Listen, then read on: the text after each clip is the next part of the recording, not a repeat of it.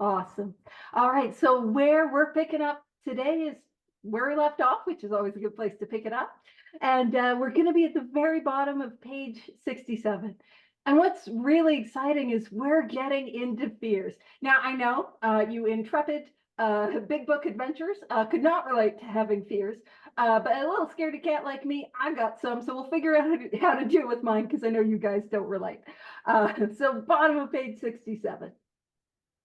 And so it says, notice the word fear is bracketed alongside the difficulties with Mr. Brown, Miss Jones, the employer, and the wife. And so if we were to, we don't have to like go there, but on page 65, it gives us some examples of resentments. And what we see experientially is as we write through the 4 columns of resentments, we see that fear underpins all of our resentments. So in the example, they were pointing to fear in column 3, but as we were writing on our column 4s, we saw that we had these fears that were driving us to have these resentments. So it makes sense that we're going to have a look at these fears. And it says this short word somehow touches about every aspect of our lives. Now, I know it's just me, but that idea, that is how powerful fear is. It's just a little word, but every aspect of my life is touched by, which means affected by fear. We got to get freedom from it. So it says it was an evil and corroding thread. So a thread to be corroding is to eat away at. So fear is an evil and corroding thread. The fabric of our existence was shot through with it. And this is a real, like, I know, where are my tapestry nerds at? Who's into linens? Woo! What a fun big book study this is. I mean, I'm kind of hoping one day I'll get somebody to be like, yes, super into linens. For fabric to be shot through, what that means is that one of the like imagine visually, one set of threads of the fabric is going horizontally, and the other thread of the fabric is going vertically. And this is going to be anyone who grew up in the 90s, in the 90s where they had those like baseball cards that were holographic and it was the coolest thing when, maybe just me, some of you guys know what's up, but that holographic thing is kind of what it's like when it is shot through. So one fabric going, or one series of threads going this way and the other series of threads going this way. And so keep in mind this area of our life. My life is this tapestry. My life is this linen or this blanket. And half of the threads in the blanket are made of fear, which is evil and corroding, and it eats away at the blanket. I'm not having a blanket for very long. You know what I'm saying? And it is not my experience. Fear has eroded and ate away at those things that were worthwhile in my life. So that's what it means to be shot through. I should have grabbed a picture of the shot through fabric rather than tried to explain it via 1990s baseball cards, but we'll just keep coming back. All righty.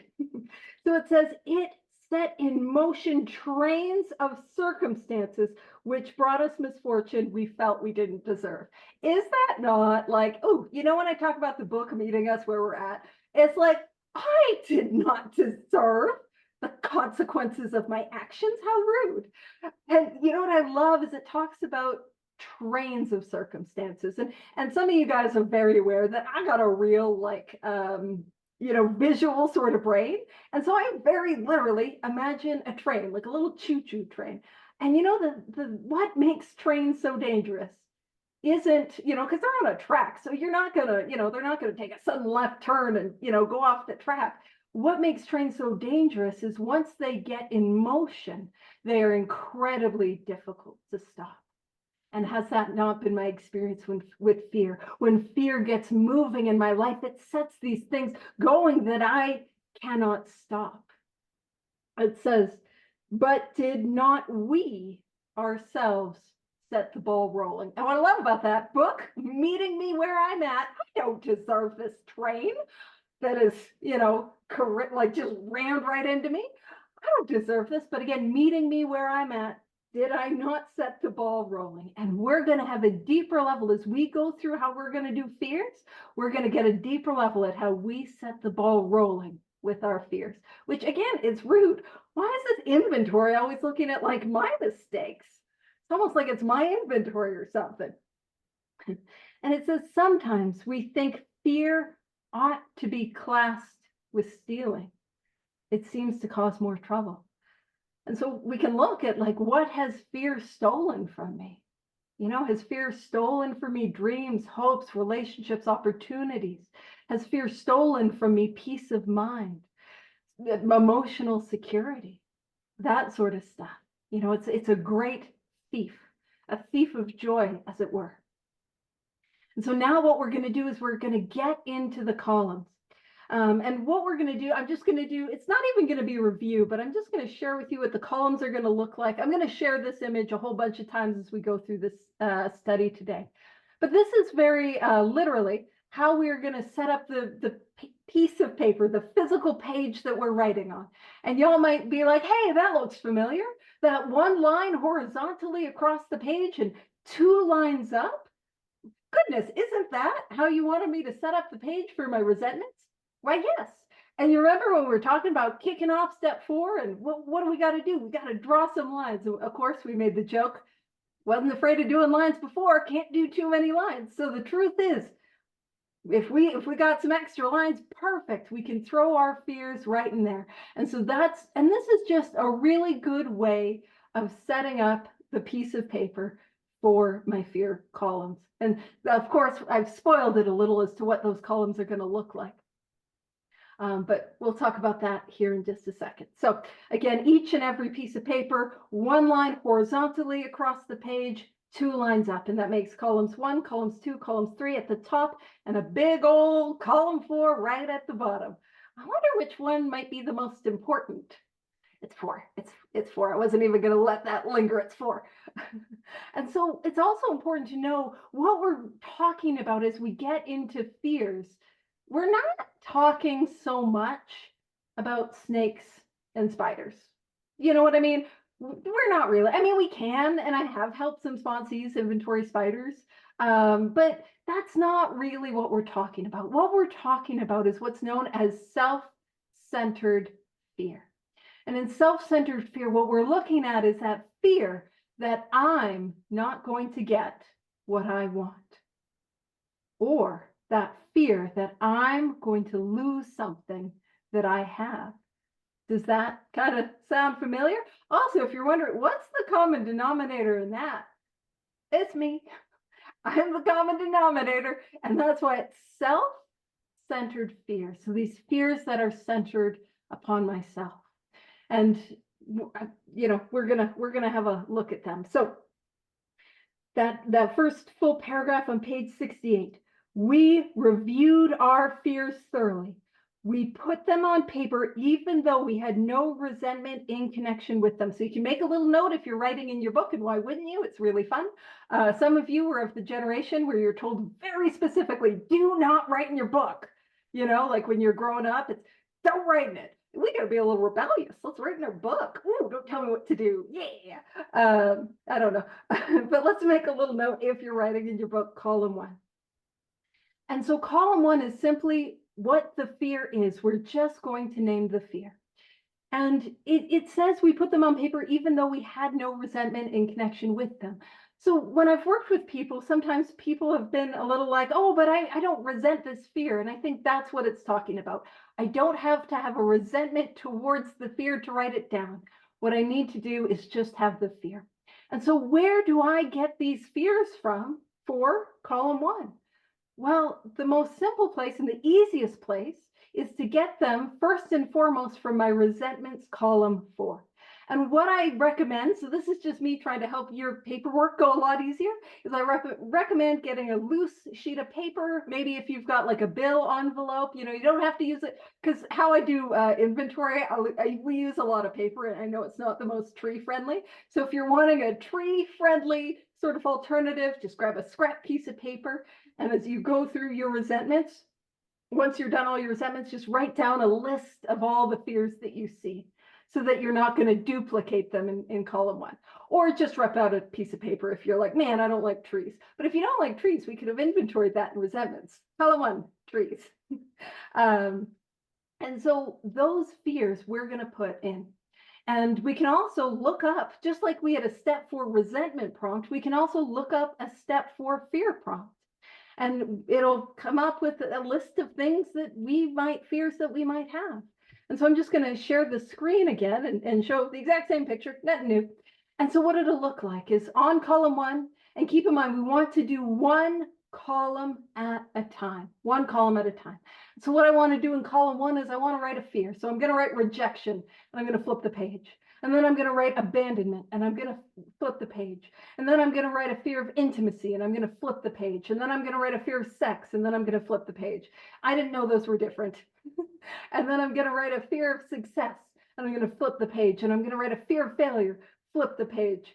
I'm going to write a fear of being in a relationship and flip the page, and write a fear of being alone and single and flip the page. You'll see how I put myself into some no-win situations. You know what I mean? I back myself into a corner. Maybe I'm going to have a fear of dying alone. Maybe I'm going to have a fear of communication, flip the page. A fear of confrontation, flip the page. A fear that nobody likes me, flip the page. A fear that in the depth and core of who I am is desperately unworthy, flip the page. At the depth and core of who I am is desperately unworthy, and everyone sees that. They're different. Flip the page. Maybe I got a fear of amends, flip the page. Maybe I got a fear of doing inventory, flip the page. I got a fear of doing my 5th step, flip the page. A fear of making amends, working with others, whatever it is, flip the page. And that's going to be our column 1. Does that make sense for column 1? Rocky bro? Yeah. And we're going to get a whole bunch of those. And here's what I find. Almost everyone that I work with was like, Paige, that's a lot more fears than I expected. Yep. So if you are like, boy, that's a lot more fears than I expected. If you're just wondering, that's how you know you're being thorough, where you're annoyed that I suggested this methodology of getting fears, and now you have too many. Also, Rob has put in the chat that fear prompt, it's the same link to the resentment prompt. And if you go to page 3, it'll give you a list of all of those. And again, that's what we're looking at. Those types of fears. So once I've gotten all of column 1 done, I'm going to put that pen to paper, all of my column 1 done, then I get into column 2. And our column 2, top paragraph of page 68, we asked ourselves why we had them. So it is, why do I have this fear? And again, I'm going to do each column at a time. Now, column 2, we don't have to go too crazy with it.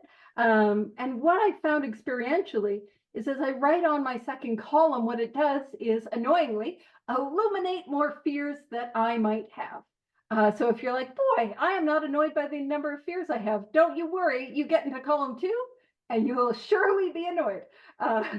And so I'm going to use rejection. So why do I have this fear of being rejected? Maybe because it's happened before. It's been painful. I think it means that I'm going to die alone. It means that nobody loves me. It means that I'm unworthy. Does that make sense? Let's do another fear. Maybe a fear of success. Why do I have a fear of success? I have a fear of success because it's going to be more responsibility. I'm going to be overwhelmed. I don't know if you're aware, but if I get success, that's a higher cliff for me to inevitably fall from when I inevitably fail and ruin it, and everyone's going to judge me and hate me. I'm sure you guys are more well-adjusted than I am and don't relate to that. Then we can look at fear of aging. Why do I have this fear? I don't have control. I can't stop it. There's a possible loss of independence. Maybe I'm afraid that people won't be interested in me, professionally, romantically, sexually. I have this fear. And so that is how we do that second column. It's just boom, boom, boom, boom.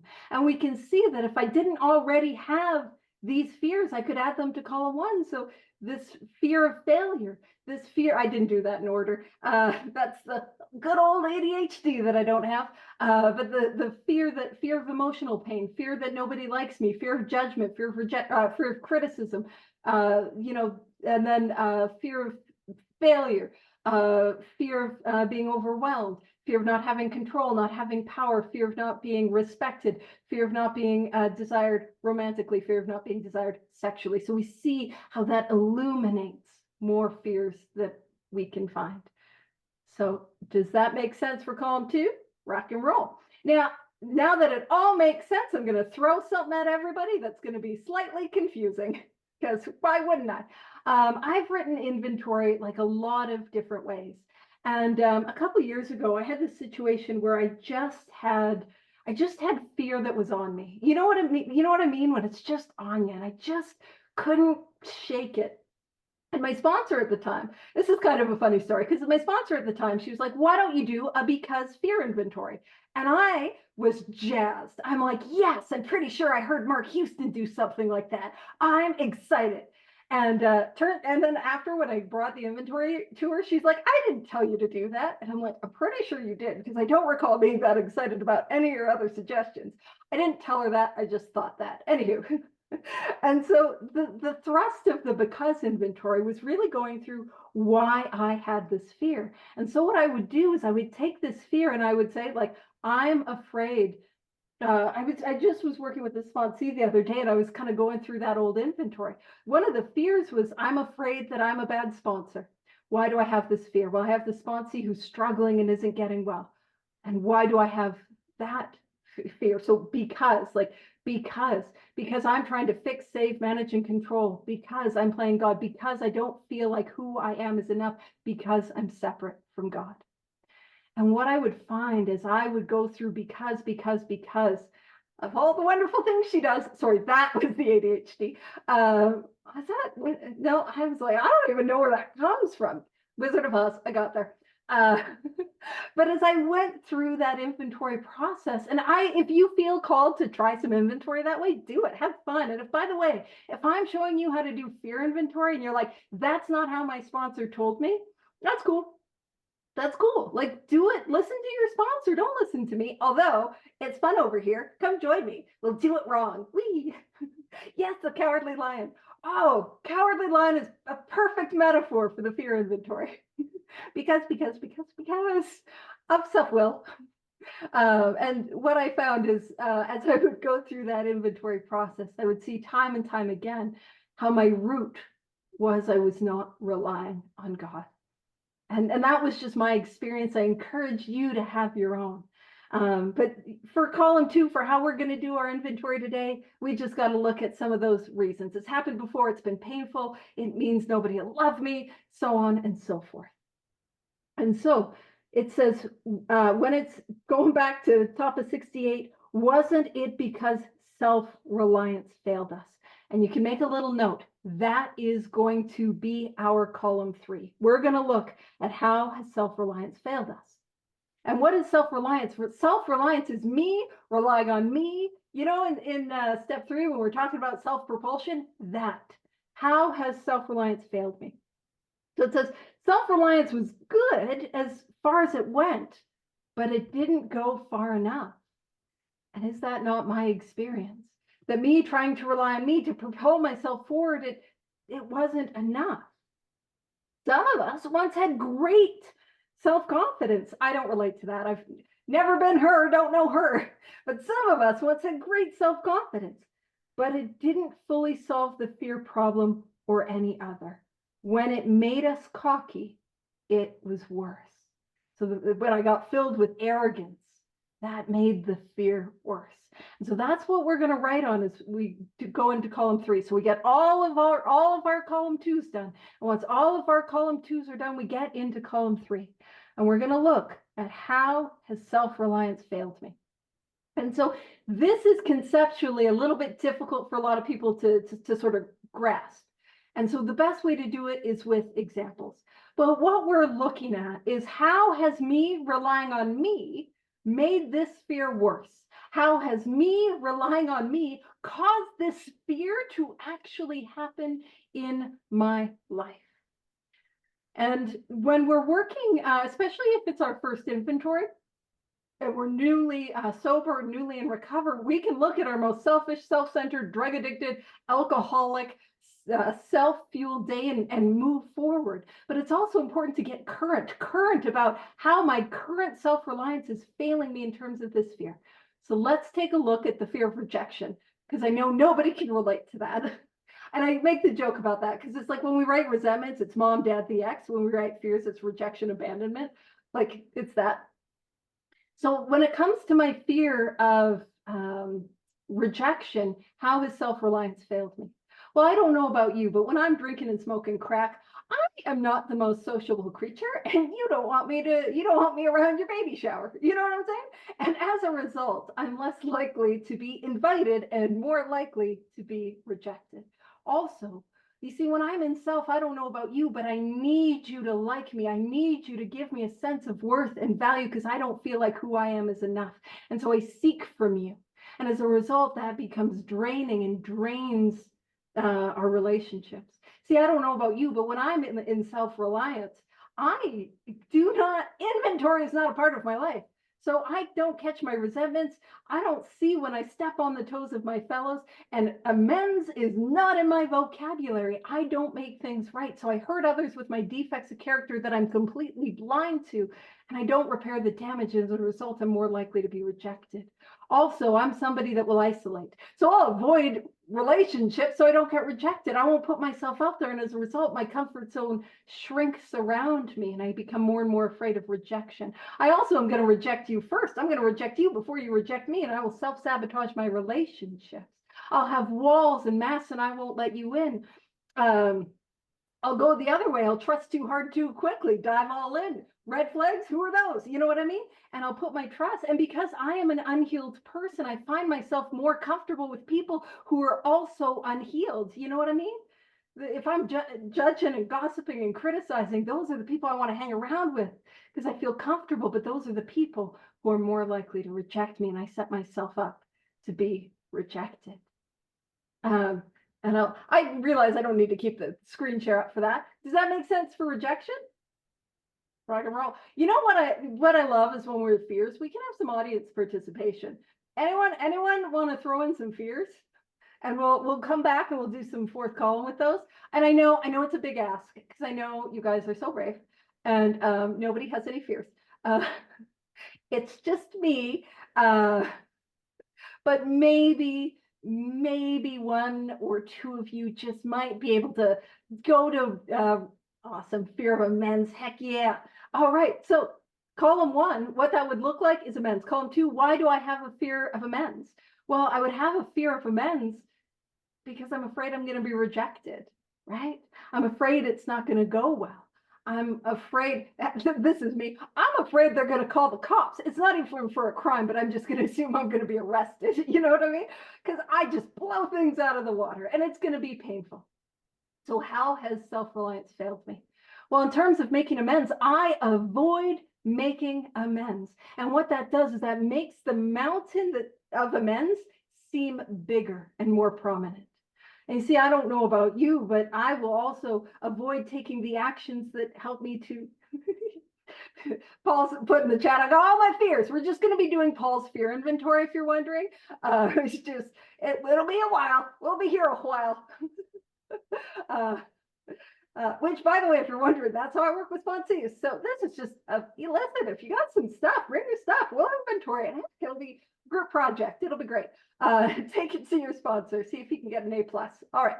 I mean, if not, I'm going to get a resentment if it's not A+ effort. Anywho, so going back to the fear of amends, what I do, again, I tie my sense of value and worth to what I think people think of me.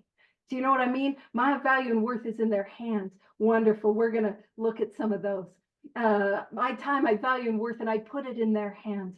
I don't know about you, but I try to control the outcome. I'm sure no one else does that. And I try to manage how the amends will be received, which is absolutely in my control. And I'm sure no one here ever can relate to that thing where you just replay the scenarios of the amends and the worst case over and over again in your mind. And I'm sure no one else here has ever avoided taking action to build willingness, like the prayers for willingness, like writing out the amends, like taking the bit in our teeth and just booking the amends ahead of time. Like I'm sure no one here has ever not done any of that. Maybe some of you guys are like, I am not going to do, I'm only, we just pick ones that are just overwhelming and we avoid them altogether. Or maybe we try to just do a few and, and does that maybe sound a little familiar? Just a scotch, just a tad. All right, now, so hold on. The next one I got is of being useless to others. Actually, honestly, those three fears that you have, being useless to others, not having talents, being unworthy, they tie in so well to each other. But you put in three, girl, you got me. Because I was worried nobody was going to put in it again. And I'd be like, listen, don't make me, come up with I'll just redo my inventory is what I'll do, guys.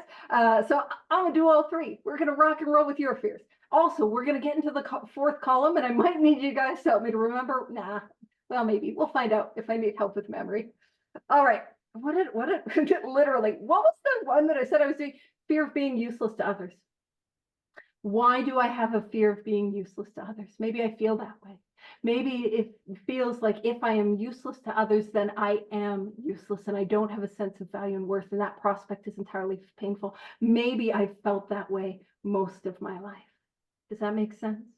Now, we get into column 3. How has self-reliance failed me in terms of that fear of being useless to others? Well, on self-will, keep in mind, inevitably, I'm going to be drinking, I'm going to be smoking crack, I'm going to be pissing my pants behind the dumpster with the gentleman I just met. I'm not of use to anyone, nor the gentleman. You know what I mean? I am not of use. What I also find is I'm so riddled. Oh, wonderful. I am so riddled in self, that I can't get out of self. And, in the bedevilments, it talks about how we couldn't seem to be of real use to other people. And you see, I don't know about you, but when I am in self, I start to get into, oh my gosh, now there's a lot. Now I'm a little overwhelmed with the amount of fears. Thanks, guys. I don't mean thanks, guys, sarcastically. I mean it genuinely. This is helpful. All right. And that idea, too, that I couldn't be of real help to other people. When I'm in self, there's two things. I do this thing. The one thing that I do is who I am is not enough, and I make other people God. And what that I mean by that is I hustle my sense of value and worth from being the person to fix, save, manage, and control. And that is not something I have any power over, but people also don't like being fixed or saved or managed or controlled, and they rebel. Also, what happens for me is I'm sure, very literally me, I overextend myself. You know what I mean? I take on too much, I overwhelm myself. And sometimes is it possible we don't always live up to those commitments and we let people down, The other thing that I do is I put myself in the God position. I think I know what's best. I think I know what's going to fix you. And I take any of your autonomy and agency away, and I tell you what I think you need to do, and here's how you need to do it. You know what I'm saying? Absolutely. So that's how we begin to see how self-reliance has failed us in terms of that fear. Fear of not having any talents. So why do I have that fear? Again, it probably ties into that sense of value and worth. If I don't have any talents, then I have no worth or I have no value. If I don't have any talents, I'm not important. If I don't have any talents, it's painful, it's awful, and I don't belong. Column 3, how has self-reliance failed me? Well, I don't know about you guys. I wasn't doing a whole lot of hobbies when I was smoking crack and drinking and taking pills. I not have, listen, crochet, never been a thing that I've been able to do, and ever. Needlepoint, I don't needlepoint. You know what I mean? Windsurfing, no. Carpet surfing, yes. You know what I mean? I didn't plan to make that joke. It surprised me too. I'm not doing hobbies. And then what's the reality is, I don't know about you guys, but when I'm on self-will, I won't take leaps of faith. I won't try new things. I'll stay stuck in my little comfort zone, and as a result, my comfort zone shrinks. And see, I don't know about you, I get fixated on what I think people think of me, and my value and worth get tied to what I think people think. Also, I'm sure no one else relates to this. I know Bill definitely didn't with his golf, but I gotta be the best. I gotta be Captain Needlepoint of the Needlepointing Academy. As I'm talking about this, I don't know if I know what needlepoint is. I'm gonna ask some of you guys after. I have a thing. I'm like, is that needlepoint? I don't know. We'll be afraid to ask questions. We'll be afraid to ask for help. Do you know what I mean? That's a beautiful example. I'm gonna get a strongly worded letter about the importance of needlepoint. I don't know. Uh, wonderful. And then fear of being unworthy. Why do I have this fear of being unworthy? I feel unworthy at the depth of my being. I feel like at the depth of who I am is not enough. I feel shame. And I'm going to tie this in, that fear of shame that somebody put in. I feel shame. I feel like who I am is not enough. How has self-reliance failed me? Well, I don't know about you. I'm drinking, I'm living on self-will. I act in ways that lower my sense of self-worth, increase my sense of shame. See, I don't know about you, but I cross lines I never wanted to cross. I hurt people in ways I never wanted to hurt people. Do you know what I mean? I do things I never wanted to do. I break their hearts again and again and again. I do it again. And I don't know how to make it right. And I start isolating myself. And again, what do? I seek my sense of worth from things outside of myself. And you know, the kicker is when I get it. So, you know, when I get a little bit of validation, I have this is a little sticker where it's like validation vending machine. Because it's like, I will take one validation, please. And I get my little one validation. And you know what? It's not enough. I need more. I don't know about you guys, but I will chase that. And I need more. And it's never enough. And I need more. And I need more. And I need more. And so even when I get it, it's not enough. But when I don't get it, that drains people. And I start losing relationships. And again, that fuels my sense of unworthiness. And you see, when I seek my sense of worth from anything outside of myself, it's never enough. And tying that in with that fear of shame, I don't address that shame. I push it down deep inside myself. We spoke about this. No, we didn't. That's not that. I just did a spot with the sponsor here. I'm like, that wasn't us. Sorry, guys. But we will. We will speak about that in step 5, where we have these shameful memories that we want to push deep inside of ourselves. So we don't look at them. We don't inventory them. We don't share them with God and another human being in step 5. And we don't get freedom from them. Now, I know we got some more, but I want to kind of move us into column 4, and I'll take as many of those that I remembered that we did and some of the extra ones into column 4. How does that sound? Do we kind of get a vibe for column 3? Column 3, it's a vibe. I didn't plan on saying that either. I do hear me. I know it's weird. All right. So it says perhaps, so back on page 68, perhaps there is a better way. Now, this is the better way. This is what we're after. We think so, for we are now on a different basis, the basis of trusting and relying upon God. We trust infinite God rather than our finite selves. See, column 3 is my finite self. Finite is limited. Finite is a small resource. There is never enough, but infinite God. Actually, a lot of times in column 3, what I'll write on in column 3 is I come from a place of scarcity, that there is not enough. See, if I'm chasing validation, if you get some validation, it feels like I'm coming from a place of scarcity and there's not enough. You get that validation, you're taken from me. See, if I'm coming from that place that there's not enough love, you get into a relationship that's taken from me. There's not enough success. We have a wonderful success that's taken from me. That's that place of scarcity. But where we're going to go is God. Infinite God, and God is abundant. And when I get into that place of God consciousness that's centered and reliant and deeply rooted upon God, man, God's abundant. You get that promotion, there's more than enough for me. Your success is our success. You get that love and validation, there's more than enough for me. Your validation is my validation. You know what I mean? You get that money. It's like we succeed together. It's an incredible shift. It doesn't happen in here, it happens in here as we do this work. So perhaps there is a better way. We think so. We're for now on a different basis. Hey, when did we decide to get on that basis? Sounds like that happened in step 3, didn't it? And if you're not sure what I'm saying, hold on a sec. We got some more step 3 coming up. When it says we're on the basis of trusting and rely upon God. We trust infinite God rather than our finite selves. We are in the world to play the role he assigns. Oh, that's a real callback to step 3. You know what I mean? I'll be tree number 3. You know, if you weren't here for step 3, that just sounds like insanity. But so much of this big book study today sounded like insanity, I'm sure. But I'm here to work for God. That is the role. That is what I decided on step 3. And it says, just to the extent that we do as we think he would have us and humbly rely on him, does he enable us to match calamity with serenity. Now, if you're writing in your book, that is a promise. Y'all know that there's see, that's the y'all. I don't come from a place that yells, but I yell all over the place. That is a promise. And I was going to say, y'all know that there's a promise in fears, and that is a powerful promise. And just like all the promises in this book, it's not a something for nothing deal.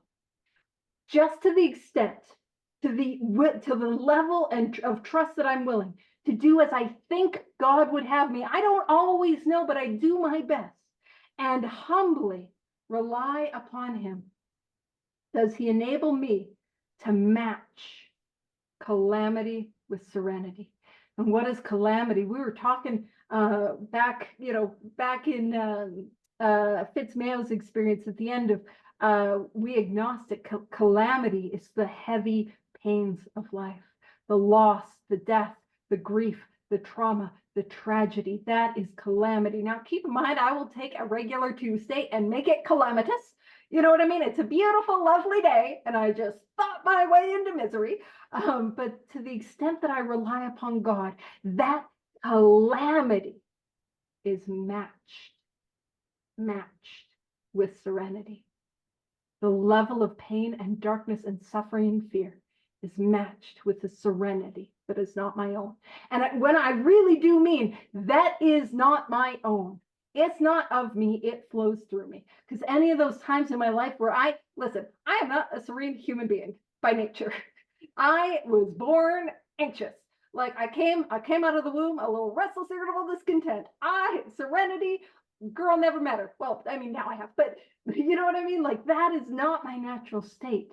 And when there's calamity, I tend to apply more self-inflicted calamity. But that is a promise. And when what we're getting into in these, I realize I didn't say it, what we're getting into in these two paragraphs is our fourth column, God reliance.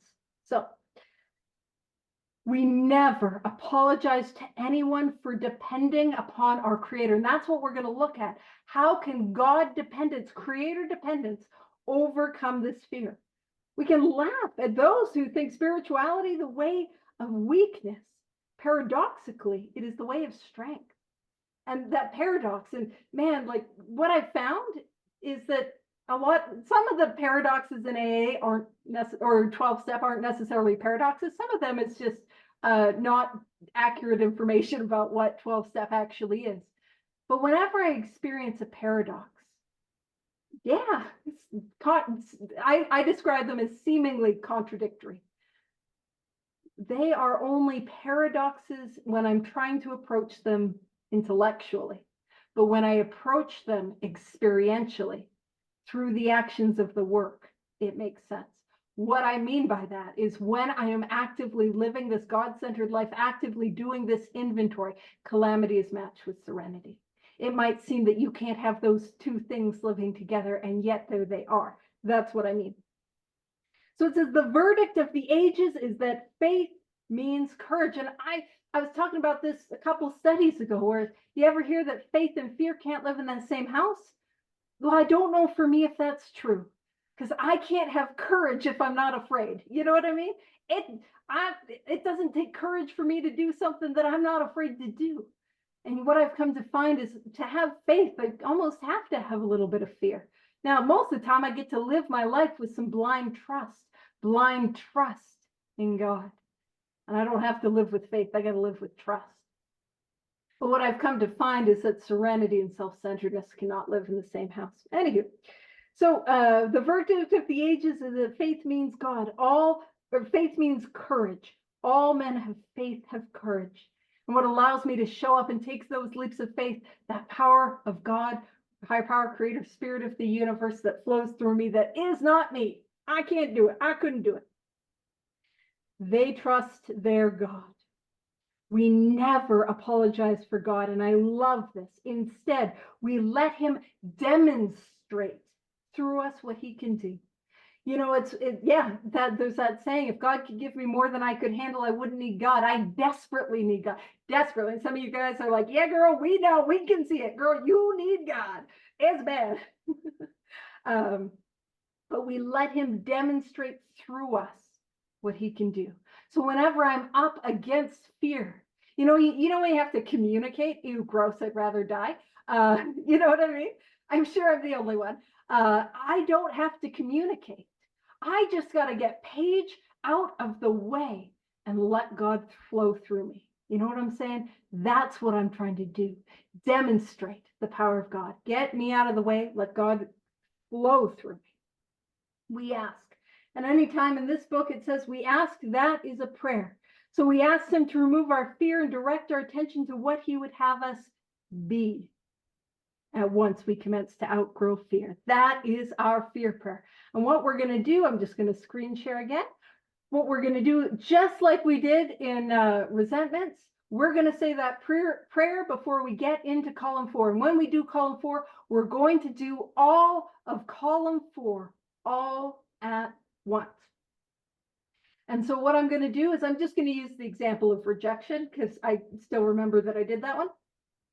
So I'm going to say, God, and I'm Canadian, and there's just something about me. I always say, please. God, please. You don't have to say please. It's just my Canadian sensibilities. God, please remove my fear. And I like to say what the fear is. God, please remove my fear of rejection and direct my attention to what you would have me be.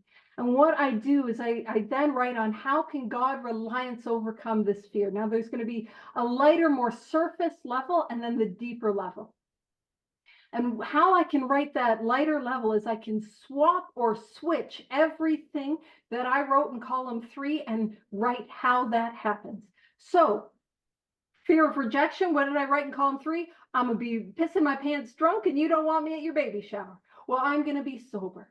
If I rely on God, I'm going to be sober. How do I stay sober? I am fully engaged in these 12 steps as a way of life, like my life depends on it because it does.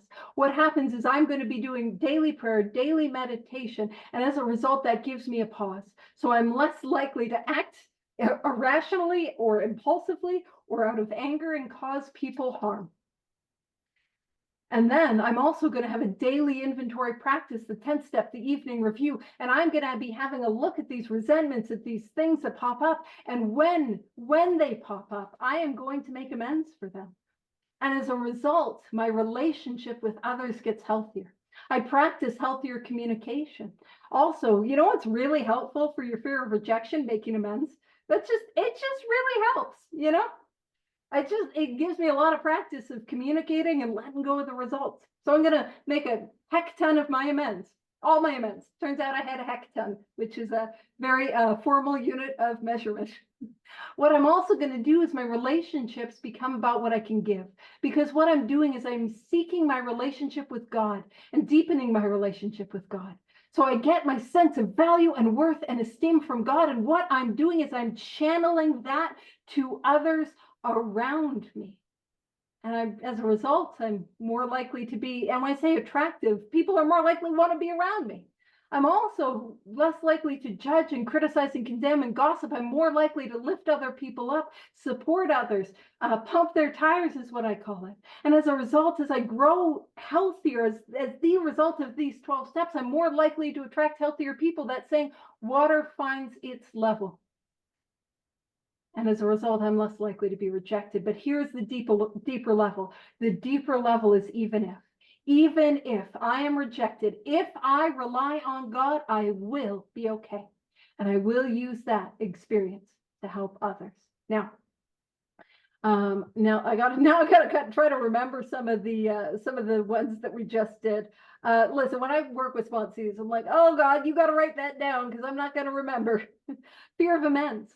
That was one of them. So how will God reliance overcome this fear? So what I'm going to do is I'm going to say, God, please remove my fear of amends and direct my attention to what you would have me be. So what I'm going to do is I'm going to start ripping off amends. I'm going to start making amends little by little, not little by little. I'm going to go hard. We're going to go on an amender. We're going to dive right in and we're going to see and gain experience that it's not so scary. We're also going to pray to build the willingness. We're going to continue to inventory around these amends, the fears, and if resentment pops up, what we're going to do is we're going to have practice leaving the results in God's hands.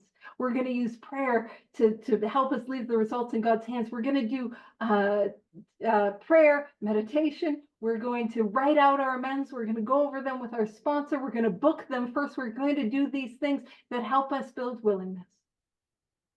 And we're going to build momentum with our amends so that a momentum will carry us through. And the deeper level is, even if I make my amends and they go poorly, if I rely on God, I will be okay, and I will use that experience to help others. Now, we had that fear. Hold on. We had that fear of being useless to others. So what I'm going to do is I'm going to say, God, please, because I'm Canadian, please remove my fear that I am useless to others and direct my attention to what you would have me be. Well, what am I going to do? As I work these 12 steps as a way of life, I'm going to deepen my relationship with God. And what I'm going to do is I'm going to I'm going to have to work with others. I'm going to have to sponsor others. And what's going to happen is I'm going to see how my dark past becomes my principal asset. The worst things that I've ever done, the depth in which I've hurt people, that is going to be that main asset that I get to use to help other people. And as I become a small part of their miracle, I'm going to see their inherent value and worth, their undeniable value and worth, the undeniable love that God has for them. And I'm going to think, well, maybe I'm not so special that God couldn't love me too. And you might be like, that's oddly specific. Yeah, that's my experience. Absolutely. And then what am I going to do? I'm going to actively, as I work these 12 steps, build this relationship with God. I'm going to actively and intentionally seek my value and worth in God. And as a result, I'm able to give and let go of the results. I give to others and let go of the results. And as a result, people are more likely to find me worthy. But the kicker of that is I'm not chasing their worth. I am chasing God. And I'm chasing the ability to be of service and let go of the results. What people think of me truly begins to fall away. And just very practically, as I continue to work these 12 steps as a way of life, I have practiced it with inventory, I've practiced with amends, I have practiced with these tools, prayer, meditation, practice. I have more experience to help others. It's just quite apparent. We ain't useless. But the deeper level is even if, and sometimes you guys, sometimes I write this deeper level to the nth degree. Sometimes I'll write it, even if I am the most useless person that ever existed, I'm the ultimate of uselessness. If I rely on God, I will be okay, and I will use this experience to help others, which isn't useless. You know what I'm saying? Now we have that one about that fear of like trying new hobbies. So how can reliance upon God overcome this fear? Well, as I rely on God, I work these 12 steps as a way of life, and I really begin to cement that I am not in the results business. I work for God. God is in the results business. So I begin to have experience, especially as I go out work with sponsees and make amends where we have no control over the results. I see that I don't have control over the results. So I'm far more familiar leaving the results in God's hands and trusting them in God's hands. And I'm also able to take those small leaps of faith outside of my comfort zone. And you know, when I first got sober, I had a dear friend of mine, and he said, Paige, everything you want in life is outside of your comfort zone. And I'm like, absolutely, it is not, because what I want is my stupid comfort zone. No, but what he did not say is, as I take steps and leaps of faith outside of my comfort zone grows. It grows, and it becomes bigger and wider. And we also stop doing things for value and worth and approval. So we start doing things for God. Y'all know you could needlepoint with God and for God. I say that as I don't know what needlepoint is, but I know you can. You know what I mean? You can do that. You can use things that you're wanting to try, that you have that fear of not having talents. You get to let God direct you and seek where God would have you be. And you get to grow in humility as we do this work. And we don't take ourselves so seriously, and we value the gift of being imperfect and the lessons that it teaches us. And it allows us to help others and encourage others, which helps us realize I ain't that important. I ain't that important. But even if we have no talents, If we rely on God, we will be okay, and we will use that experience to help others. Now, one of the things that I will say about that, if we have of course we have talents, but the only place where that deeper level does not apply is fear of relapse. Because in column 3, I will relapse if I live on self-will. In column 4, I'm going to work these 12 steps as a way of life, like my life depends on it, and I won't.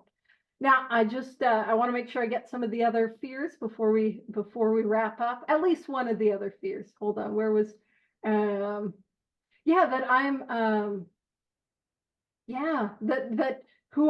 fear of being a phony, a fraud, that who I am is not enough.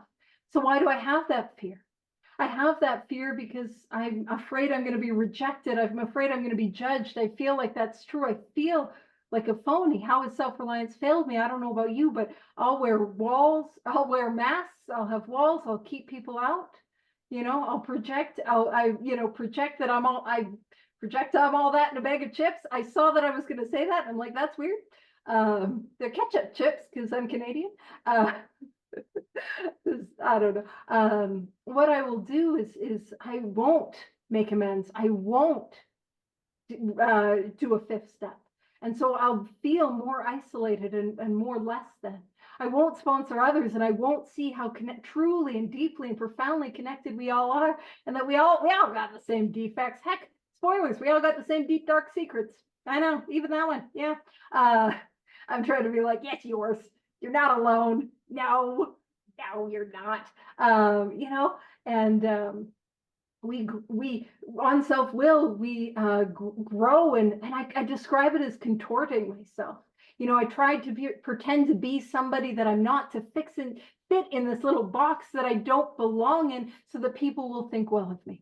God, remove this fear that who I am is a phony, and direct my attention to what it is you would have me be. Well, I'm going to grow in authenticity and transparency, because it's not about me. I'm growing in who God has called me to be. And as I work these 12 steps, I don't know about you, but I grow in humility and the ability to really own my defects and be like, that's on me, because I have practiced making amends. And I have practiced, doing inventory. You know what I mean?